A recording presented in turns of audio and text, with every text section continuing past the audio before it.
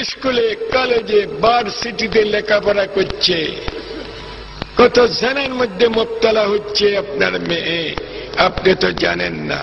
আরে ক্লাস 4-5 পর্যন্ত লেখাপড়া করা, বিবাহ শাদী দিলে স্বামীর টাকা পয়সার হিসাব নিকাশ করতে পারে মতো মহিলা তেঁতুলের মতো তেঁতুলের মতো তেঁতুলের মতো। ছোট্ট একটা ছেলে তেঁতুল খাইতেছে, আপনি দেখতেছেন, আপনার মুখ দিয়া লালা বাইর হবে।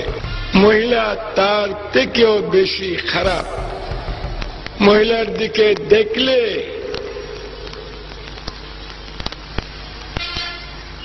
দিলের মধ্যে লালা বাইর হয়, বিবাহ করতে ইচ্ছা হয়, লাভ ম্যারেজ কোর্ট ম্যারেজ করতে ইচ্ছা হয়। কেউ যদি বলে একজন বুড়া মানুষ, হুজুর মহিলাকে দেখলে আমার দিল খারাপ হয় না, খেয়াল দিলের মধ্যে আসে না, তাহলে আমি বলবো ভাই এ বুড়া, তোমার ধ্বজভঙ্গ বিমার আছে, তোমার পুরুষত্ব নষ্ট হয়ে গেছে। সেজন্য মহিলাদেরকে দেখলে তোমার মনে কুবাব আসে না। গার্মেন্টসে কেন দিছেন আপনার মেয়েকে? ফজরে 7টা-8টা বাজে চলে যায়, রাত্রে 8টা 10টা 12টায় আসে না। কোন পুরুষের সাথে ঘোরাফেরা করতেছে তুমি তো জানো না। জেনা করে করে টাকা রোজগার করতেছে, কি বরকত হবে?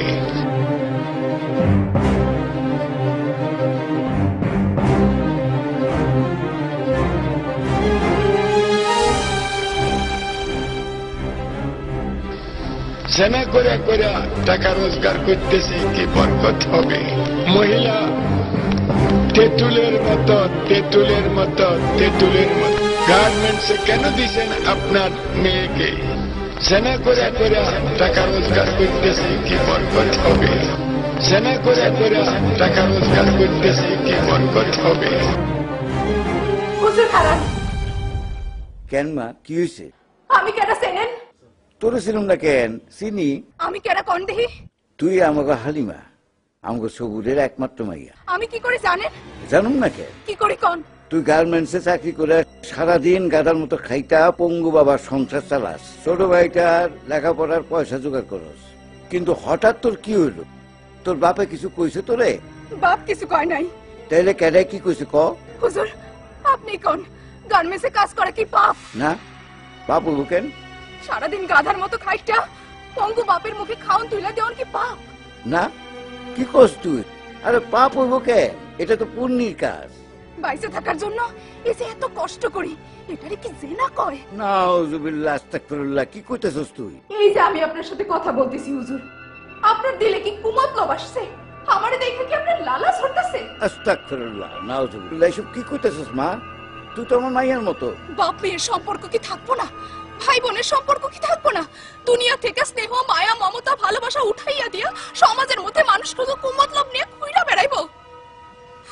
আচ্ছা হুজুর, এই যে আপনার আর আমার মধ্যে স্নেহ মায়ার মমতার বন্ধন, এই বন্ধন কি থাকবো না হুজুর?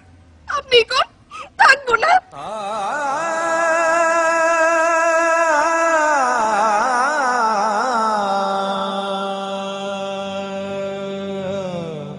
সবই থাকবো মা, দুই একজন খারাপ লোকের লেগা আমাকে সমাজ তো নষ্ট হয়ে যেতে পারে না মা। তাইলে শফি হুজুর এই কথা কেন কইলো? আমরা নাকি জেনা করে টাকা কামাই, আমরা নাকি তেঁতুলের চেয়েও খারাপ, আমাকে দেখলে নাকি দিলের মধ্যে কেবল কুমতলব আসে? না রে মা, সব মিথ্যা কথা, সব বানোয়াট কথা। কিছু কিছু ছদ্মবেশী মওলানা আছে যারা নিজের স্বার্থের জন্য ধর্মের ভুল ব্যাখ্যা দিতেছে আর কোরআন হাদিসে বিকৃত কইরা মানুষের মধ্যে বিভ্রান্তি ছড়াইতেছে। আমি ওনার কথা সবই শুনেছি মা, উনি যা বলছেন সবই উদ্দেশ্য প্রণোদিত। আজকে যদি আমার বিবি অসুস্থ হয়, আমি মহিলা ডাক্তারের কাছে তারে নিয়ে যাই, কিন্তু ওনার কথা মতো মেয়েরা যদি ক্লাস 3-4 পর্যন্ত লেখাপড়া করে তাহলে ডাক্তার হইব কেমনে? ইসলাম ধর্মে কোথাও লেখা নাই যে নারীরা লেখাপড়া করতে পারবো না, কাজ করতে পারবো না, বরং নারী পুরুষ কাঁধে কাঁধ রেখা আগায় যাওয়ার কথা বলা আছে। আমাদের নবীজি হযরত রাসূল পাক সাল্লাল্লাহু আলাইহি সাল্লাম লেখাপড়ার জন্য শুধু চীনে যেতে কইছে। তিনি নারীদের বাদ দিয়া শুধু পুরুষদের লেখাপড়ার কথা বলেন নাই, নারী পুরুষ উভয়ের কথা তিনি বলছেন। আমাদের নবীজির স্ত্রী বিবি খাদিজাও ব্যবসা করতেন। ধর্মের নামে যারা নারীদের অধীনস্থ করে রাখতে চায়, পিছায় রাখতে চায়, তাদের মধ্যে কুমতলব আছে। তাই আমাদের বিবেক দিয়া ভালোটারে গ্রহণ করতে হইব আর খারাপটারে বর্জন করতে হইব। আমি ইনশাল্লাহ আগামী শুক্রবার জুম্মার নামাজের খুতবায় এই সমাজ বিরোধী চক্রের ব্যাপারে মানুষকে সচেতন করে তুলব। আয় মা, আমরা ওই মুখোশধারী শয়তান গোর আসল চেহারাটা জনসম্মুখে প্রকাশ করে দেই।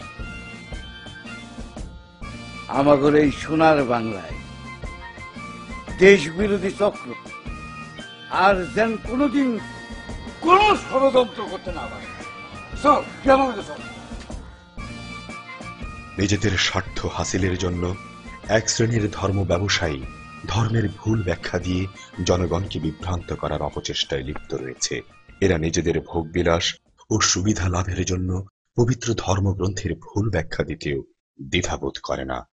1971 সালের মহান মুক্তিযুদ্ধ চলাকালীন সময়ে এরা বর্বর পাক হানাদারদের পক্ষ নিয়ে লুণ্ঠন করেছে আমাদের মা বোনদের সম্ভ্রম, হত্যা করেছে নিষ্পাপ শিশুদের।